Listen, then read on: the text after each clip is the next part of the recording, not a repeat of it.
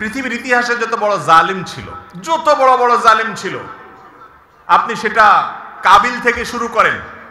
হাবিলের প্রতি কাবিল যে জুলুম করেছে, নিজের ভাইকে হত্যা করেছে, সেই জুলুমের কারণে তার পরিণতি, তার লাঞ্ছনা, তার অপমান, তার শাস্তি, দুনিয়াতে বেইজ্জতি আল্লাহ করেছেন না করেন নাই? প্রকাশ করে দিয়েছেন। ফিরআউন বনি ইসরাইলের প্রতি জুলুম করেছে, দীর্ঘদিন জুলুম করেছে, নিজেকে রব দাবি করেছে। আল্লাহ রাব্বুল আলামিন কিছুদিন ছাড় দিয়েছেন। আল্লাহ বলেছেন ওয়া উমলি লাহুম ইন্না কাইদি মাতিন। আমি ছাড় দেই, ঢিল দেই, বড়শিতে মাছ ধরার মতো। যদি বেঁধে যায় মাছ তো ছেড়ে দেয় সুতা, মাছ লাফাইতে থাকে, মনে করে আমাকে তো ছাড়াই দেওয়া আছে, কেউ তো টানতেছে না। আল্লাহ সবসময় টানেন না। ইন্না কাইদি মাতিন, যখন টান দেন সেটা অনেক শক্ত টান হয়, ছুটার কোনো সুযোগ থাকে না। অসংখ্য জালিমকে আল্লাহ পাকড়াও করে আমাদের চোখে আঙ্গুল দিয়ে দেখায় দেন, কিন্তু আমরা তারপরে বুঝি না। ফিরআউনকে আল্লাহ তাআলা পাকড়াও করেছেন না করেন নাই? এরপরে আপনি দেখেন জুলুম, অবিচার যখন আবু জাহাল, আবু লাহাবরা করেছে, আল্লাহ তাআলা ছাড় দিয়ে রেখেছেন। বহুদিন করেছে, খেলেছে দুনিয়াতে, আল্লাহ তাআলা পাকড়াও করেছেন। কাউকে একটু পরে ধরেন, কাউকে একটু আগে দেন। ইমানদারদের ইমানের পরীক্ষা করেন, কিন্তু চূড়ান্ত পরিণতিতে জালেম জুলুম করে হাসতে হাসতে দুনিয়া থেকে চলে যাবে, কোনো বিচার হবে না। একজন জালিমের ক্ষেত্রে এটা কোনোদিন সম্ভব হয় নাই, হবে না, হয় নাই এবং হবে না। নবী সাল্লাল্লাহু আলাইহি ওয়াসাল্লামের ওয়াদা, জুলুম, অবিচার, অত্যাচার, লুণ্ঠন এবং দুঃশাসন, অপশাসন, মানুষের প্রতি মানুষকে কষ্ট দেওয়া, এই কাজগুলো যারা করে আল্লাহ তাআলা তাদেরকে দুনিয়াতে শাস্তি দেন, আখিরাতটা তো আছেই। প্রিয় ভাইরা আমার, আমরা প্রত্যেকে যদি নিজের হিসেবটা করি যে আমি আমার অধীনে কার প্রতি জুলুম করার মতো আছে।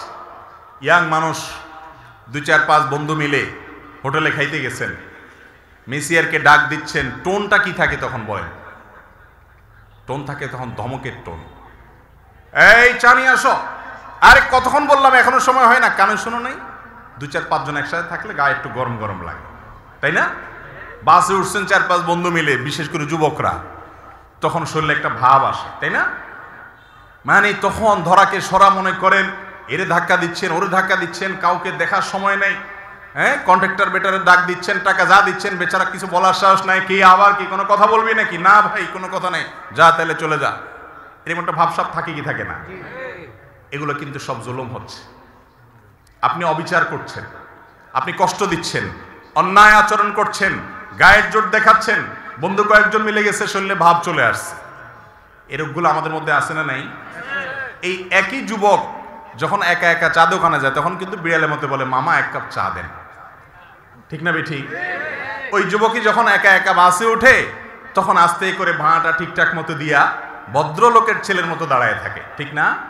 যখন 5-6 দোস্ত সাথে থাকে, তখন শরীরে ভাব চলে আসে। এই ভাবের চোটে যৌবন কাল থেকে কত রিক্সাওয়ালা, কত চা দোকানদার, কত বাস কন্ট্রাক্টর, কত কাজের মানুষ, কত গরিব মানুষ, কত দুর্বল, কত অসহায়, কত মানুষকে ধমক দিয়েছেন, ধাক্কা দিয়েছেন, চোখ রাঙিয়েছেন, অপরাধ করেছেন, জুলুম করেছেন, গায়ের জোর দেখিয়েছেন। সবগুলো হিস্ট্রি যদি একত্র করা হয়, তো দেখবেন আমল নামার ভিতরে হাজার হাজার জুলুম ভরে আছে, ঠিক না বেঠিক? জটিল একটা বিষয়, জটিল একটা বিষয়। ভাইরে, ইমানদারকে আল্লাহ রাব্বুল আলামিন বান্দার হকের ব্যাপারে অনেক সাবধান হতে বলছেন, অনেক সাবধান, অনেক সাবধান। আপনি আল্লাহর 10টা হুকুমের নাফরমানি করেছেন, মাপ চেয়ে ক্ষমা পাবেন আশা করা যায়।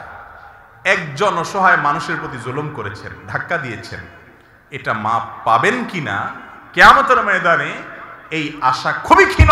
কারণ এটা আল্লাহর আদালতে আল্লাহ নিজে বিচার করবেন না, এটা চলে যাবে বান্দার কাছে। বান্দার কাছে আল্লাহ পাঠিয়ে দিবেন, সে কি বলে দেখো।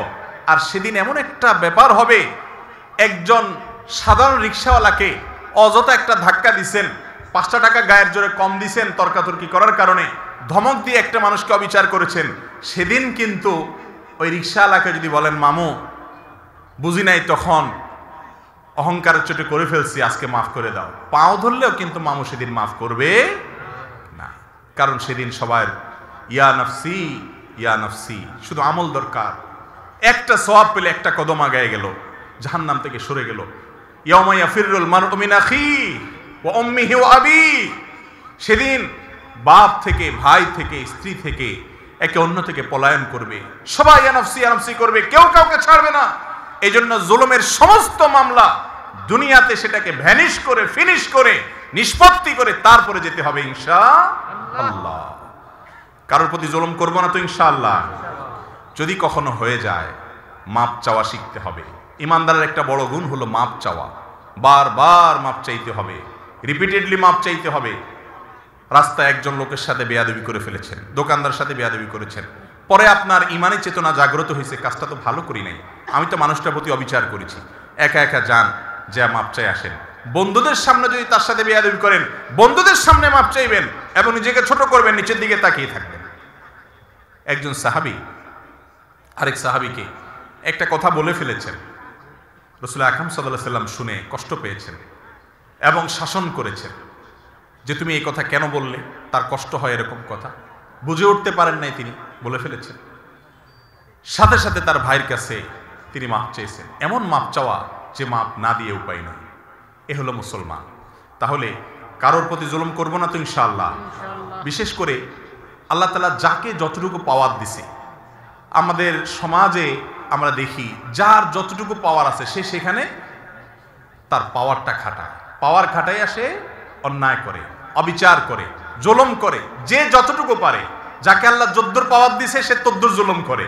কেউ বড় জালেম কারণ সে বড় পাওয়ার হোল্ড করতেছে, কেউ ছোট জালেম কে সে কারণ সে ছোট পাওয়ার হোল্ড করতেছে, আর কারোর সাথে পারতেছে না, বইয়ের উপরে করতেছে। ঠিক না ভাই? ঠিক। এটা অন্তত সবাই পারে, তাই না? অসহায় মানুষের প্রতি পারে। তো এগুলোর জন্য তওবা করবো তো ইনশাআল্লাহ। মনে রাখবো, একটি আচরণ খারাপ হবে আল্লাহর কাছে পাকড়াও হবে।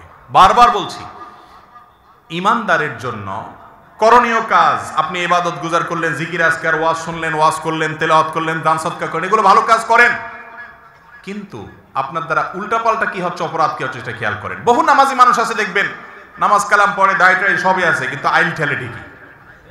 ঠিক না ভাই? ঠিক। আইল ঠেলে। তাইলে এই লোকটা বুঝতেই আসে না যে দিনদারি কি, তারে নামাজ কালাম থেকে জান্নাতে নিবে না, সে জানে না। সে জানে না বান্দার হক আল্লাহর হকের চাইতে অনেক ক্রিটিক্যাল, অনেক রিস্কি, এটার জন্য পার পাওয়া খুব কঠিন। এই আইল ঠেলার কারণে তার নামাজে তাকে জান্নাতে নিতে পারবে না, কুলাবে না। এই জন্য আল্লাহর হকের পাশাপাশি বান্দার হকের উপরে সচেতন হওয়া, কোনো মানুষকে জুলুম না করা। আবারও বলছি, পৃথিবীর ইতিহাসের কোন জালিম তার বিচার পাওয়া ছাড়া দুনিয়া থেকে যায় না। আমরা অনেক সময় বুঝি না, এক একজনকে আল্লাহ এক একভাবে বিচার করেন। কারোর ভেতরে ত্রাসের সৃষ্টি করে দেন, ভেতরে ভেতরে জ্বলে পড়ে কয়লা হয়ে যায়, উপর দিয়ে বুঝার কোনো সুযোগ থাকে না। কিন্তু আল্লাহর আযাবের কথা নবীজি ওয়াদা করেছেন, এই ওয়াদা সত্য, মহাসত্য, ব্যতিক্রম হওয়ার কোনো সুযোগ নেই। জালেমের বিচার আল্লাহ করেন, করে থাকেন, কিয়ামত পর্যন্ত করবেন। এই জন্য জুলুম থেকে নিজেদেরকে বাঁচিয়ে রাখবো ইনশাআল্লাহ। কারোর হক নষ্ট করব। অনেক মানুষ আছে নামাজি কালামি সব ঠিক আছে, একবার টাকা ধার নিতে পারলে আর দেওয়ার কোনো খবর নেই, আছে না নাই? আর কোনোভাবে কেউ কাউকে চান্স পাইলেই হলো, ধাক্কা কিভাবে দেব, কিভাবে তাকে একটু ল্যাং মারবো, এই চিন্তা থাকে। কিন্তু আবার নামাজ কালামও পড়ে, কারণ হলো সে জানে না এই পাপ কত জঘন্য। জুলুম এবং অত্যাচার, এই একই হাদিসে মুস্তাদরাকে হাকিমে আসছে, নবী করিম সাল্লাল্লাহু আলাইহি ওয়াসাল্লাম বলেছেন আল বাগিয়ুর কথা। এই আল বাগিয়ুর এই পয়েন্টটা আরো অন্যান্য হাদিসেও আসছে। দুনিয়াতে যদি কেউ কারোর প্রতি জুলুম করে, এর বিচার আল্লাহ তাআলা আখিরাতে তো করবেনই। আয-যুলমু যুলুমাতুন ইয়াউমাল কিয়ামা, কিয়ামতের দিন দুনিয়ার এক একটা জুলুম বহুমুখী অন্ধকার হয়ে মানুষের কাছে হাজির হবে। কোনো আলো সে দেখতে পাবে না, বিপদ তার সামনে আসবে। আর আল্লাহ লানাতুল্লাহি আলা যালিমিন তো আছেই। এত কিছুর পরেও মানুষের প্রতি যদি আপনি অবিচার করেন, জুলুম করেন, দুনিয়াতে আল্লাহ নগদ শাস্তি দেন। আল্লাহ তাআলা আমাদেরকে বেঁচে থাকার তৌফিক দান করুন। নাম্বার 3,